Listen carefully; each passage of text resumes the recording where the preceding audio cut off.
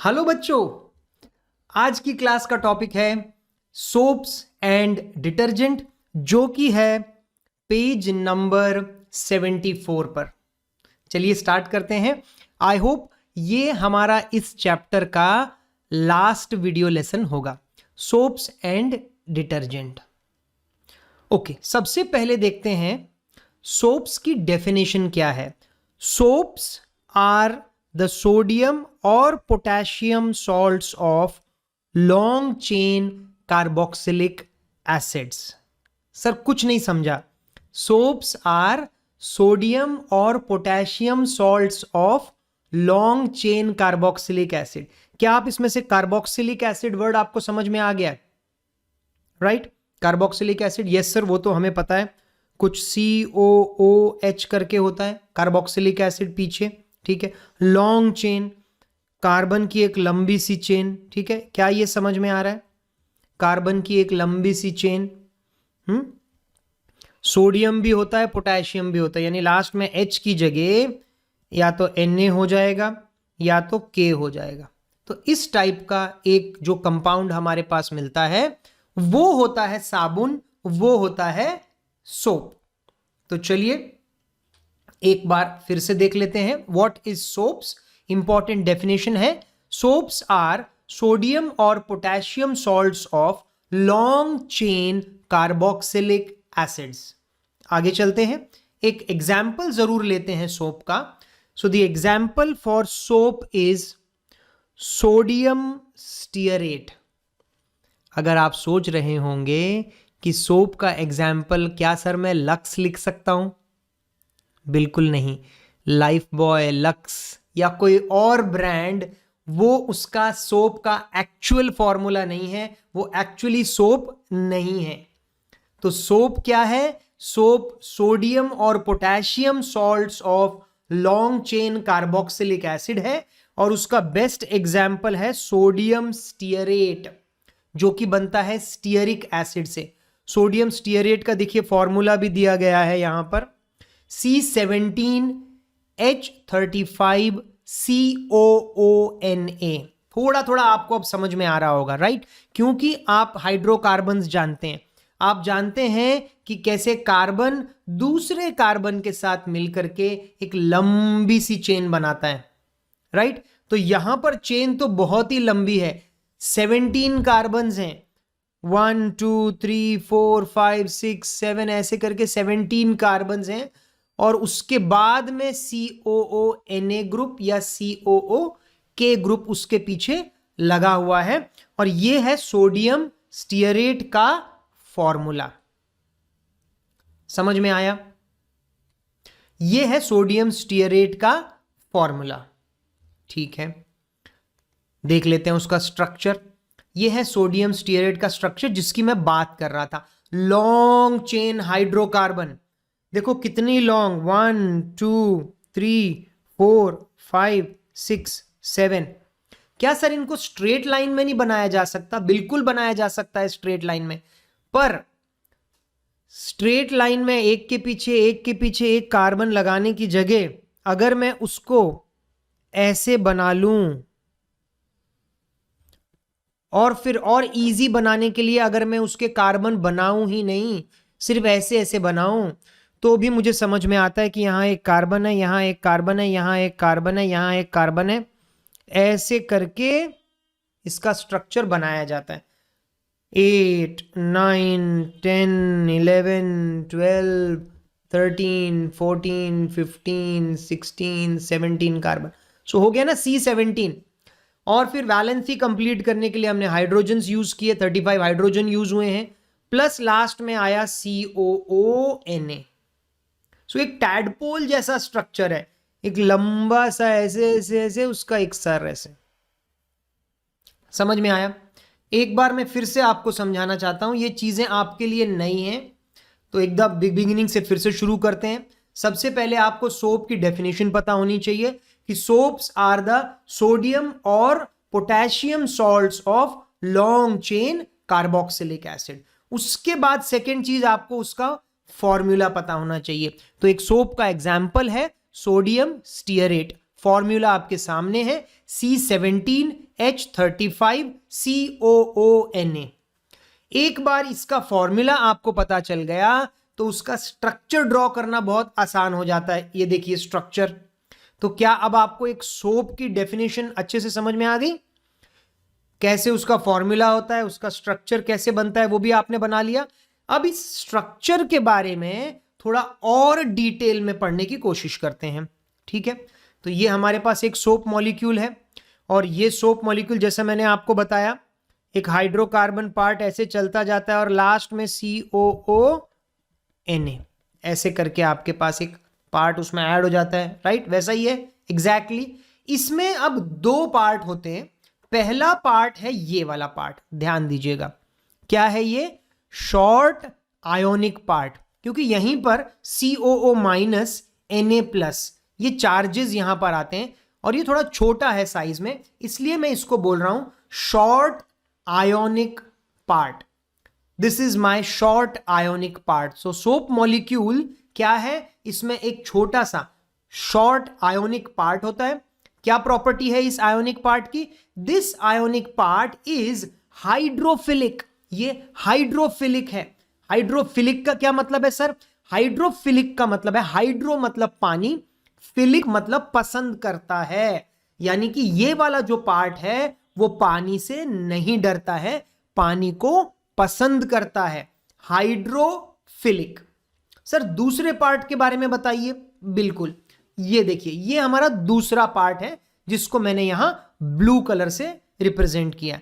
पहला जो पार्ट था उसको मैंने रेड कलर या कह सकते हो थोड़ा पिंक कलर से मैंने रिप्रेजेंट किया।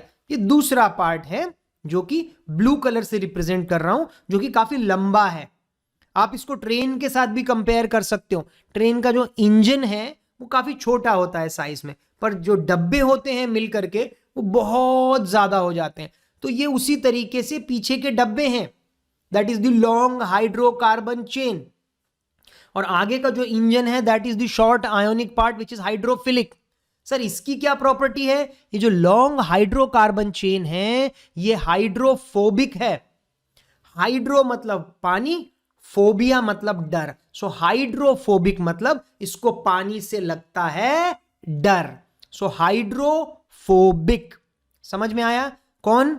Long hydrocarbon chain is hydrophobic and the short ionic part is hydrophilic. ये क्या बताया आपने सर? ये सोप मॉलिक्यूल को मैंने दो पार्ट्स में ब्रेक किया है और दोनों के पॉइंट्स मैंने आपको बताए, ठीक है? अब ज्यादातर होता क्या है, स्कूल में भी अगर टीचर समझा दें तो वो काफी नहीं होता है, बच्चों को समझने के बाद भी लिखना आना चाहिए। So once you have understood this particular topic you should know what to write. Okay, specifically what to write. तो मैं आपको नोट्स भी साथ में लिखा देता हूं। आपको समझ में आ गया सोप मॉलिक्यूल क्या होता है? सोप मॉलिक्यूल्स के दो पार्ट क्या होते हैं? So now let us write down. So please take this down into your notes.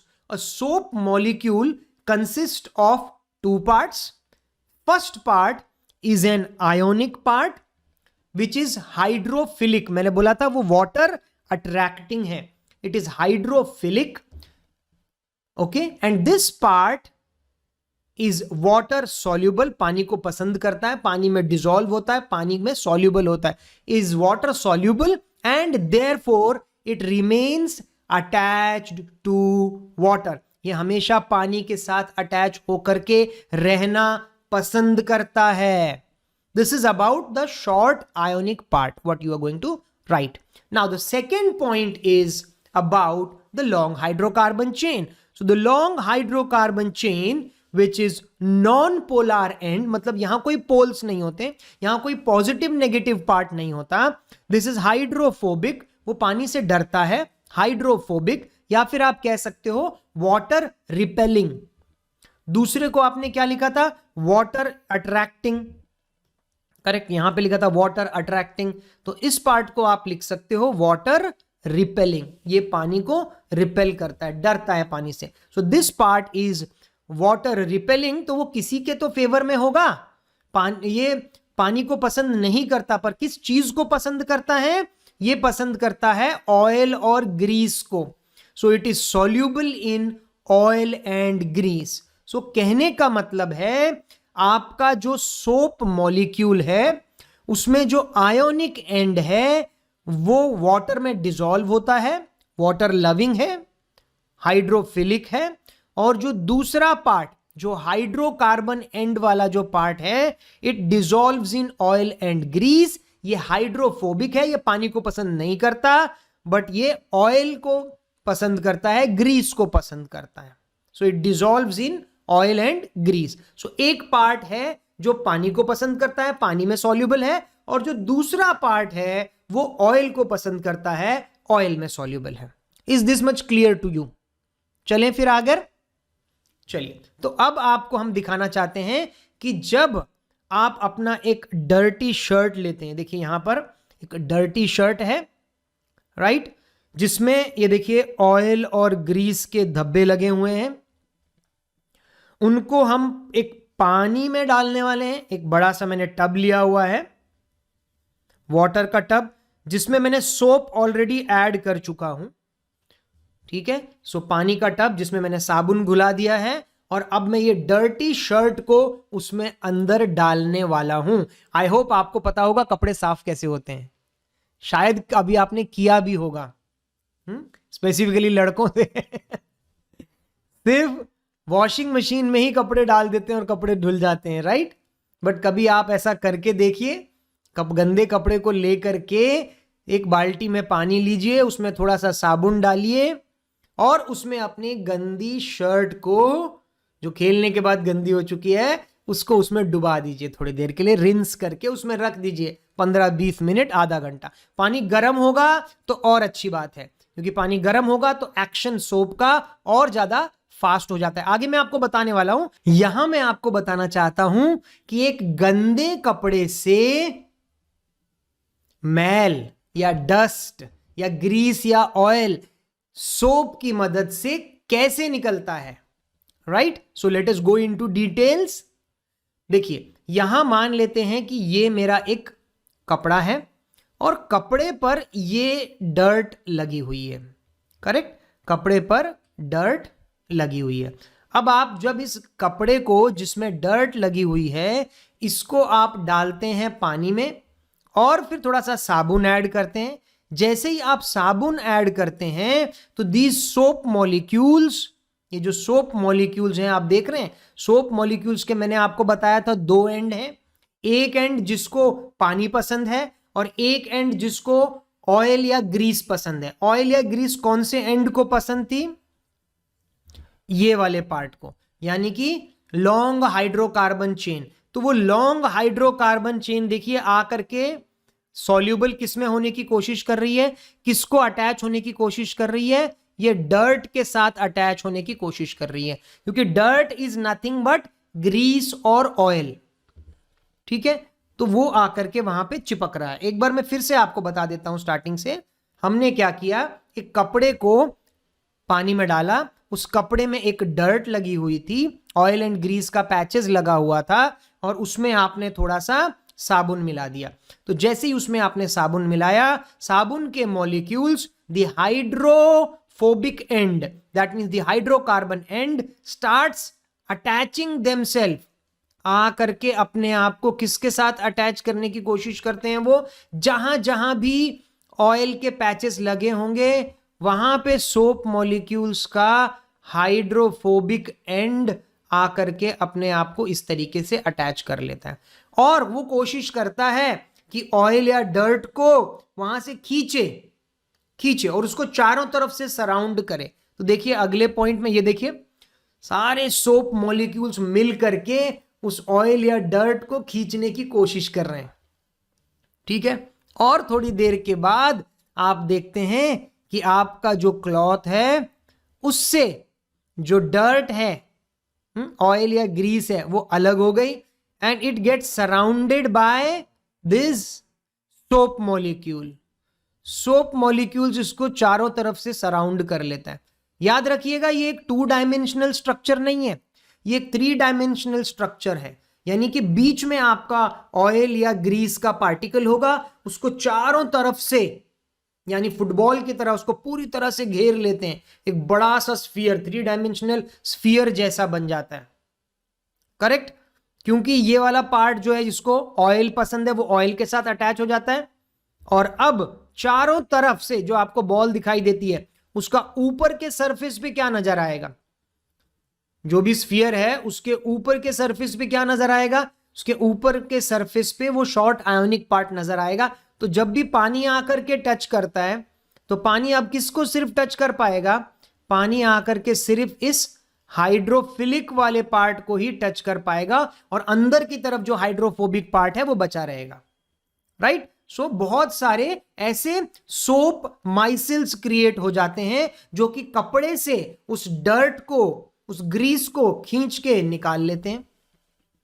तो आप थोड़ी देर के बाद क्या देखते हैं, आप थोड़ी देर के बाद देखते हैं आप क्या करते हैं, आप उस कपड़े को डुबाते हैं, थोड़ी देर रखते हैं, फिर कुछ लोग वो बैट जैसा स्ट्रक्चर होता है उससे उनको पीटते भी हैं, ठीक है, फिर को अच्छे से आप वॉशिंग मशीन में डालते हैं तो जोर से स्पिन होगा, आपस में मिक्स होगा, ठीक है, और फाइनली ये माइसिल्स क्रिएट होते हैं। देखो स्पेलिंग देख लो, माइसिल, ये माइसिल्स, बहुत सारे माइसिल्स, सिर्फ एक नहीं बहुत सारे माइसिल्स क्रिएट होते हैं और ये सारे माइसिल्स किसको खींच के निकाल लेते हैं, आपके ऑयल या डर्ट पार्टिकल को आपके क्लोथ से खींच के निकाल लेते हैं।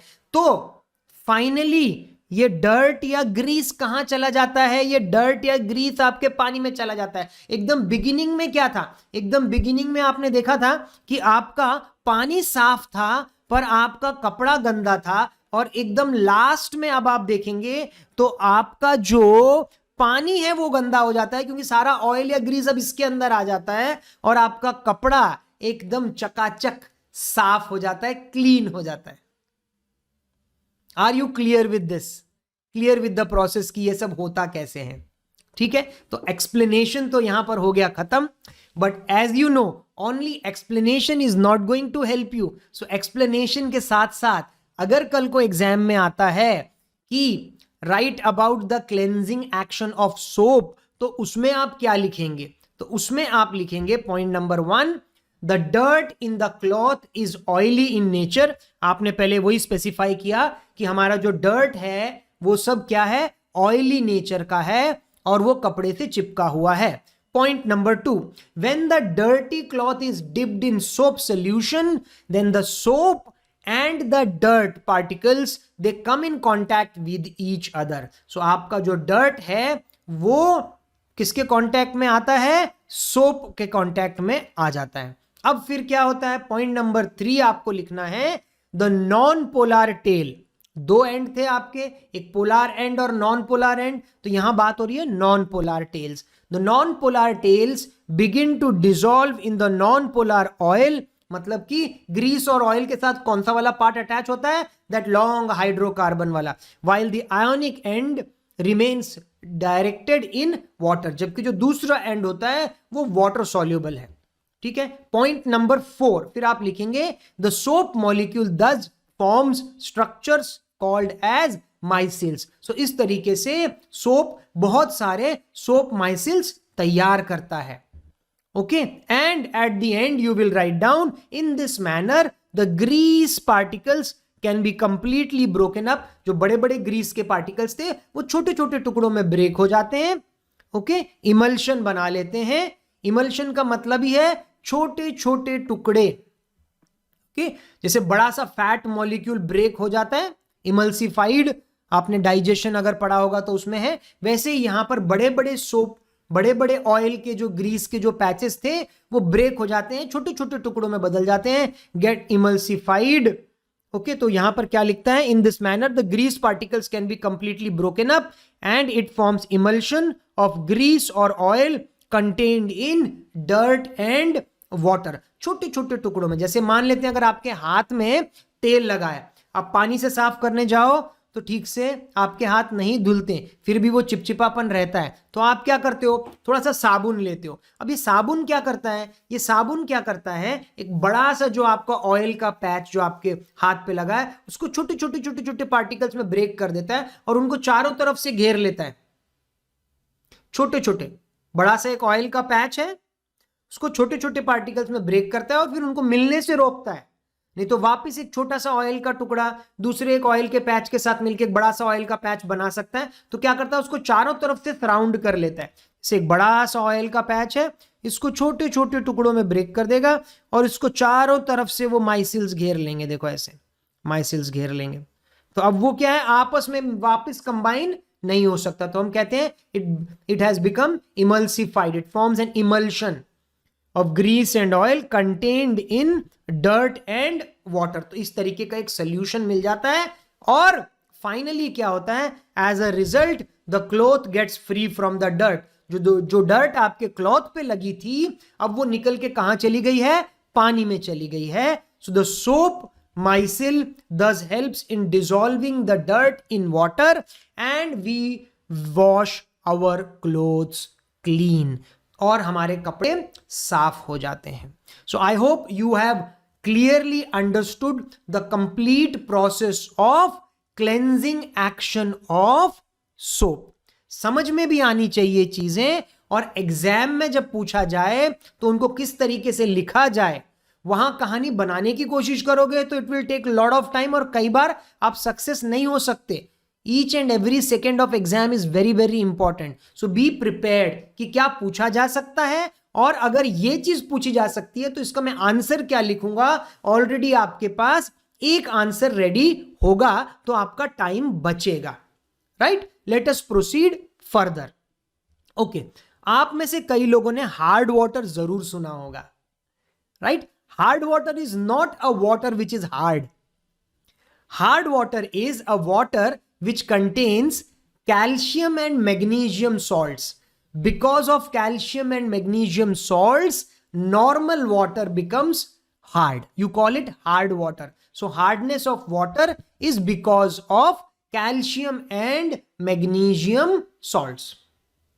ठीक है, ओके। अब सर ये हार्ड वाटर का टॉपिक आप क्यों लेकर के आ रहे हो? वो इसलिए लेकर के आ रहा हूं क्योंकि अगर आपके पास मान लेते हैं 2 बकेट्स हैं, बकेट नंबर 1 जिसमें सॉफ्ट वाटर है, बकेट नंबर 2 जिसमें हार्ड वाटर है, यानी जिसके अंदर कैल्शियम और मैग्नीशियम के आयॉन्स प्रेजेंट हैं, आप दोनों में साबुन डाल दीजिए, दोनों में थोड़ा थोड़ा साबुन डाल दीजिए और उसको अच्छे से स्टर करिए।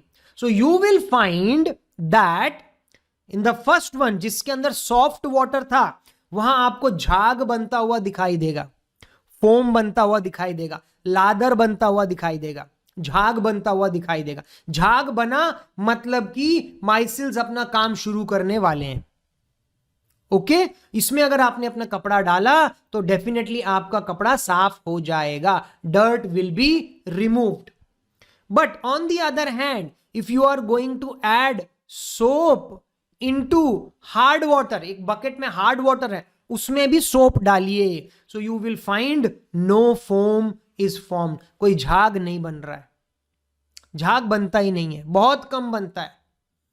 और उसकी जगह एक और चीज बनना शुरू हो जाती है जिसको देखो यहां पे लिखा गया है scum, SCUM, insoluble substance called scum is formed. काफी चिपचिपा जैसा होता है, scum is formed. इनफैक्ट इसका मतलब यह है कि अगर मैं किसी कपड़े को हार्ड वाटर से धोने की कोशिश करूं तो कपड़ा साफ होने की जगह और गंदा होना लग जाएगा। क्यों गंदा होने लग जाएगा सर? क्योंकि उसमें स्कम बनना शुरू हो जाएगा।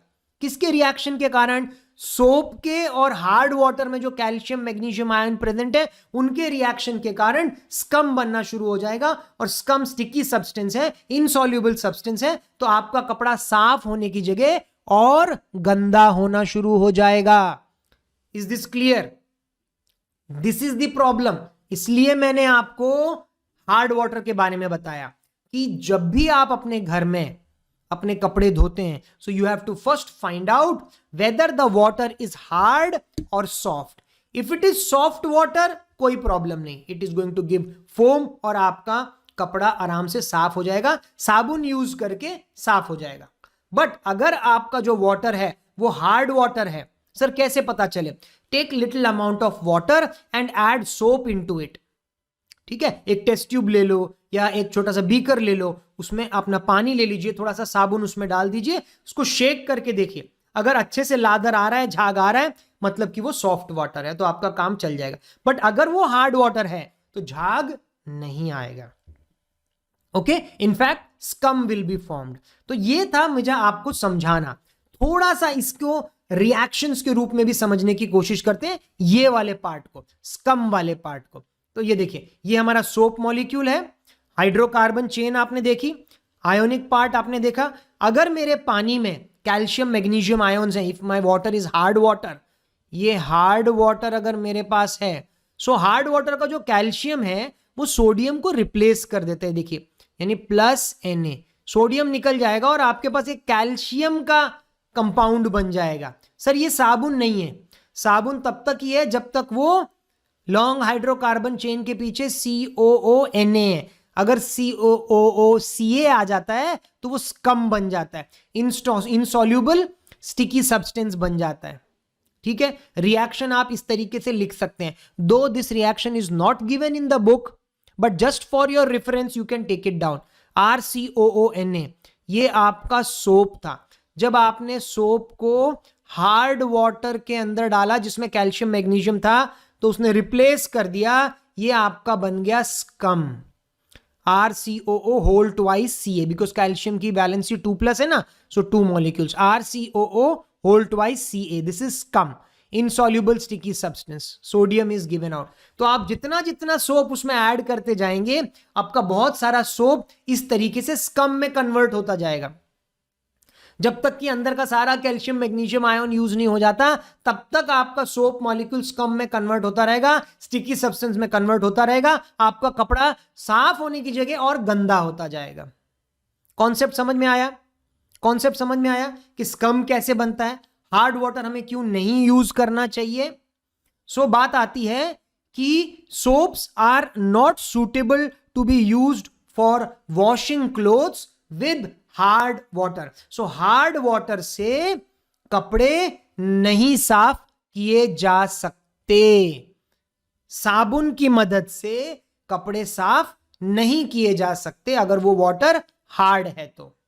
ओके, कैल्शियम मैग्नीशियम आयोन्स जो भी आपके हार्ड वाटर में प्रेजेंट हैं, वो that will combine with the soap and it will form sticky gray precipitate called scum and it results in the wastage of the soap. So ये आप पूरा part लिख लीजिए, ये वो पूरा पार्ट है कि जब हार्ड वाटर रिएक्ट होता है किसके साथ, सोप के साथ, तो क्या रिएक्शन होता है, स्कम कैसे बनता है, ये उसका पूरा रिटन पार्ट है। तो आप वीडियो को यहां पर पॉज कर सकते हैं और इस पूरे पैराग्राफ को लिख सकते हैं। हम चलते हैं आगे। How can we overcome this particular problem, हम इस प्रॉब्लम से बाहर कैसे निकल सकते हैं। प्रॉब्लम तो सर आपने बता दी कि साबुन का इस्तेमाल नहीं किया जा सकता है हार्ड वाटर के साथ। सॉल्यूशन क्या है इस चीज का, बेटा the problem is overcome by using another class of compounds called detergents.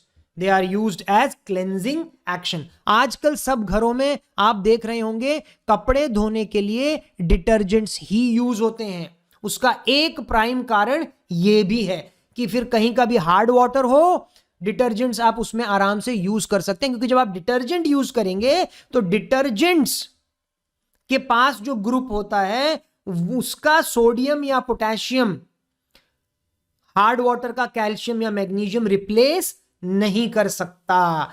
तो डिटर्जेंट मॉलिक्यूल डिस्ट्रॉय नहीं होता, कोई स्कम नहीं बनता और कपड़ा अच्छे से साफ हो जाता है। डिटर्जेंट्स का क्लेंजिंग एक्शन भी एग्जैक्टली सोप के क्लेंजिंग एक्शन जैसा ही है, वो भी माइसिल बनाते हैं और उसी तरीके से काम करते हैं, right. So let us now talk little bit or write little bit, understand little bit about detergents. Detergent क्या है? Detergents are generally ammonium or sulfonate salts of long chain carboxylic acid. आपने देखा था वहां पे भी लॉन्ग चेन था, यहां पर भी लॉन्ग चेन है, बस यहां पर SO3Na आ गया। जैसे वहां पे COONA था, यहां पर आ जाता है SO3Na. So this is my detergent molecule. Now the charged end of these compounds, यानी कि ये वाले पार्ट की मैं बात कर रहा हूं, शॉर्ट आयोनिक पार्ट की बात कर रहा हूं यहां पर। The charge end of these compounds do not form insoluble precipitate with calcium and magnesium in hard water. जैसा मैंने आपको बताया था, कैल्शियम और मैग्नीशियम मेरे डिटर्जेंट के आयोनिक पार्ट को चेंज नहीं कर सकते, सोडियम को रिप्लेस नहीं कर सकते, तो मेरा डिटर्जेंट मॉलिक्यूल वैसा ही रहता है, माइसिल बनाता है, एंड दस they remain effective in hard water. तो डिटर्जेंट्स हार्ड वाटर में भी यूज किए जा सकते हैं। I hope this part is clear with you. If you have any doubts, you can ask me the doubts in the regular offline classes. Thank you. Bye-bye.